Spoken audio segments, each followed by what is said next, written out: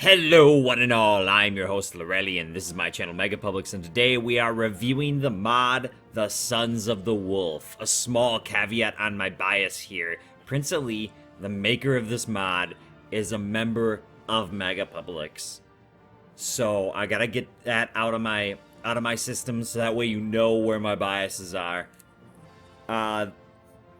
He's also on my Rocket League team, and yeah, I just need to get my biases out there. Now, let's take a look at this actual mod. This mod is based off of his AAR, and there will be a link in the comments section. Not in the comments section, in the description.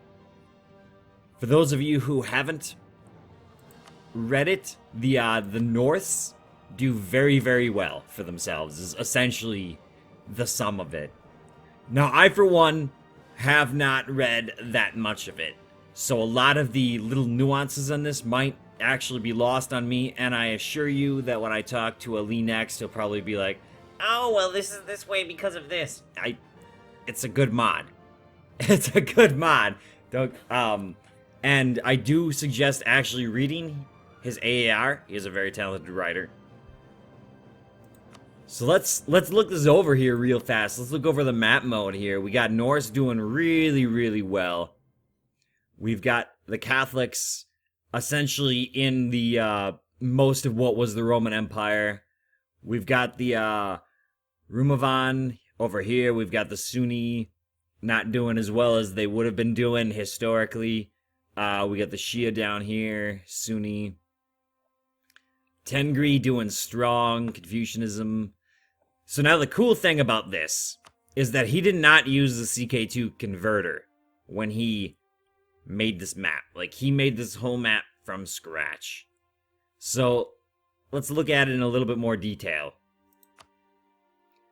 The Empire, he divided Byzantium into the Empire. Byzantium uses the Holy Roman Empire mechanics in this mod, which is very, very cool.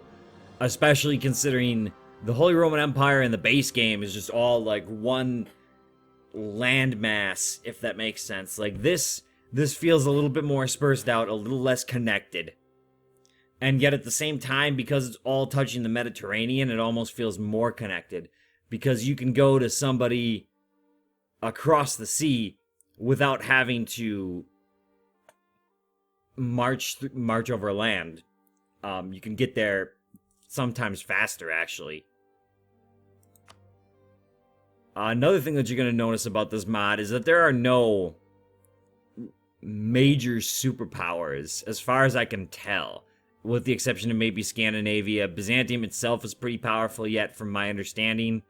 I don't know how powerful Hungary or Krivas is, and forgive me for mispronouncing things. Italy's probably reasonably powerful.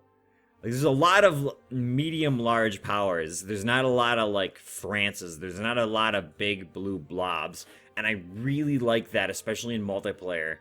So, I really like multiplayer where you can just build up from nothing, where the world is more random than what it is essentially nearly predestined to be. Like, France is almost always strong.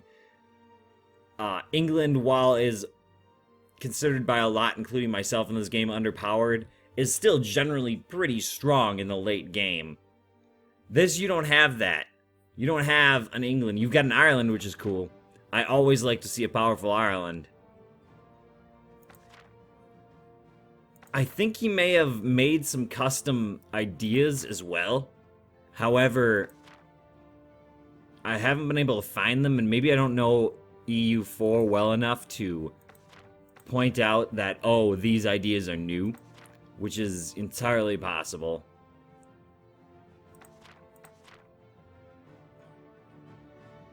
Besides that, I was talking to a few people who he was doing a multiplayer game of this with. They mentioned some good things and some bad things, so let's go down that list. Let's see now.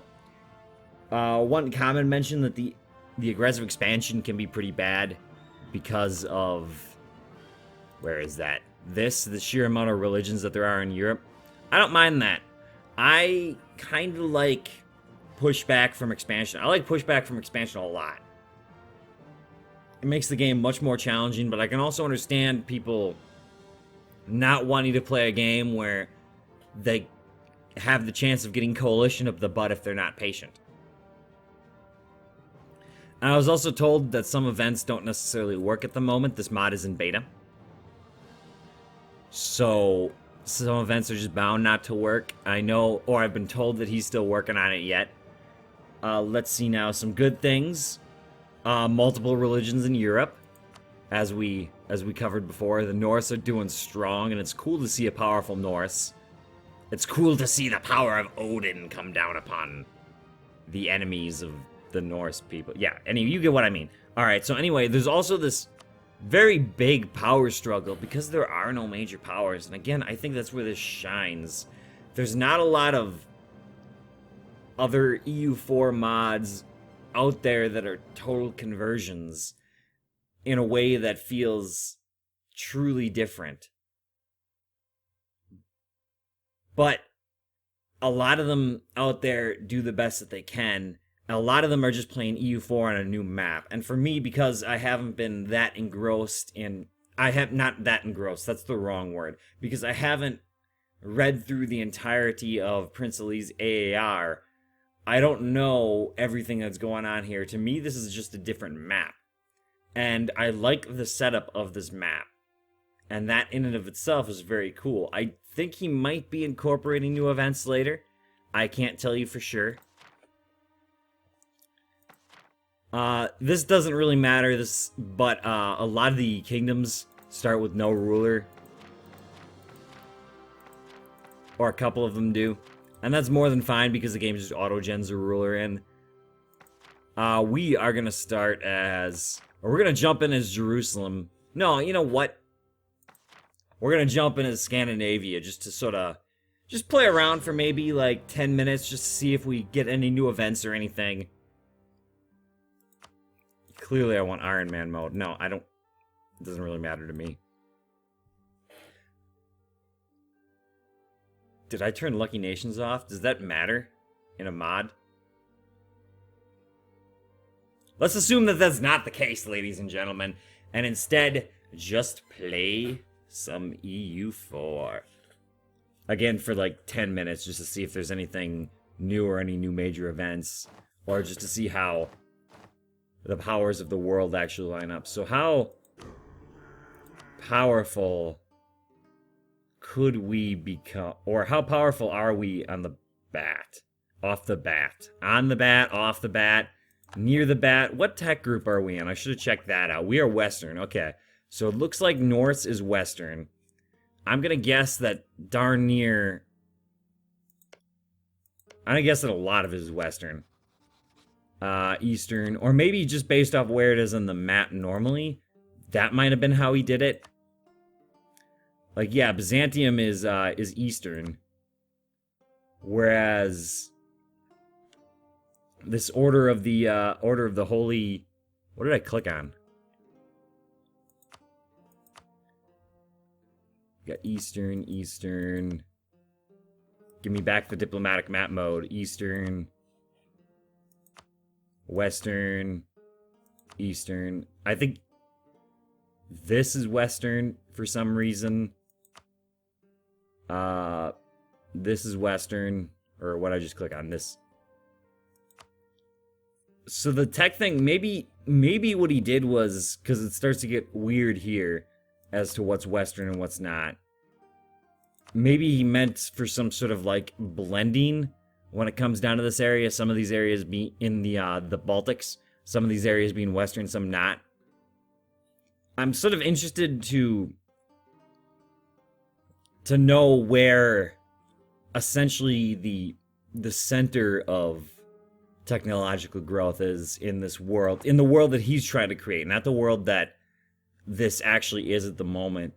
Because if it is the Norse who are the ones coming up with all the technology, then this really makes sense. Andalusia is Western.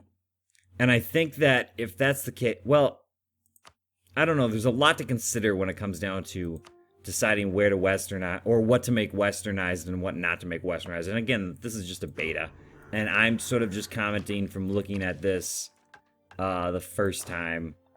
Well, not the first time. I've looked over this a couple times, but I haven't actually, like, jumped in and played too much. Most of what I'm saying is based off what other people have said. Force limit 38. Okay, good, good. What do we got here? Finland. Well, okay, what do we got for missions? Improve our prestige, form an alliance with Finland, reclaim the Highlands. What are the Highlands? Highlands owned by Scandinavia. Like the Highlands of Scotland? Like the Highlands of Scotland. Okay. So do we...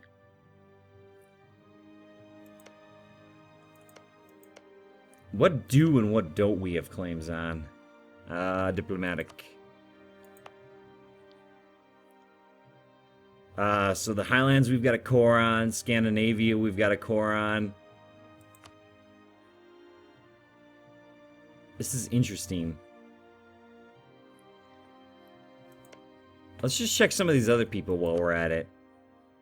Let's check Byzantium. Alright, so they're not like a bunch of cores everywhere, which was actually something that I was afraid of.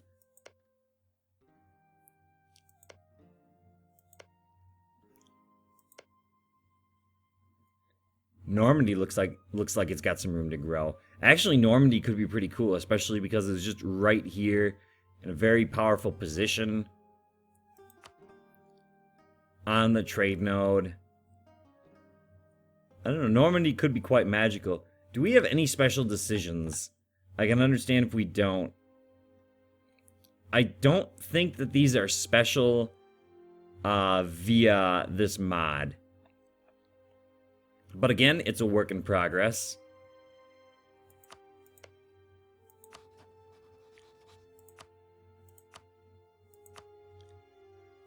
And like all masterpieces, they take time. So I am looking forward to seeing how this actually turns out in the future. In the meantime, let's just have it play and see if anything new or weird pops up. In retrospect, I should have gone into observation mode. A trade dispute, mission select. Ooh.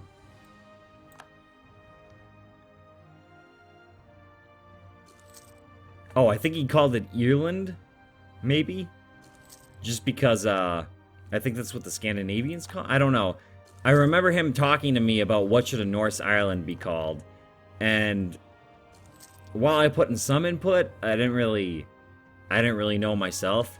So, let me know in the comments why you think you went with Ireland instead of Ireland. I think that might be what the Scandinavians call it, maybe? Who knows? Who knows, my friends?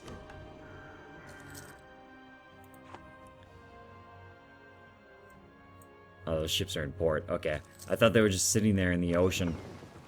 Or maybe they are. No, they're in port. Okay, good, good, good. So, I'm thinking that this is pretty much it. Right now, it's, again, a very new mod. It plays a lot like regular EU4, with mostly just a different map. If you've read Prince Ali's AAR, which I do suggest doing, there's probably a lot of little special things in here when it comes down to how the world is set up. If you don't, or if you haven't read it, like myself, I've read parts of it. It's just a very different map, and I think EU's map, the regular map, has just kind of gotten boring to me. So it is cool to see more alternate history maps, and I'd really like to see more alternate history mods out there. But as I was saying, I think this is all we've got time for.